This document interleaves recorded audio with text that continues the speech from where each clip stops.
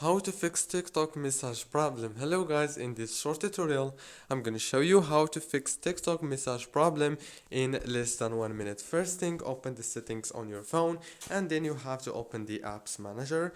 Open the apps like this. Now on this page you will find all the apps that you have on your phone. So all what you have to do here is just scroll down until you find the TikTok app like this. After you find it, click on it and it will take you to this page. Now click on the storage or the internal storage, as you can see right here.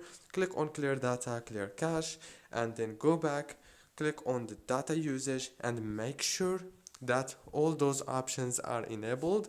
Disable them and enable them again. Go back, click on this force stop and then go back again to the settings.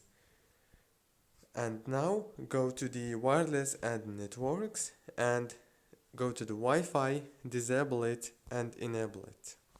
That's it guys, hope this video was helpful. If the problem is not solved yet, this means that you have a problem in your network or you have just to remove TikTok from your phone and reinstall it again. Don't forget to like, subscribe.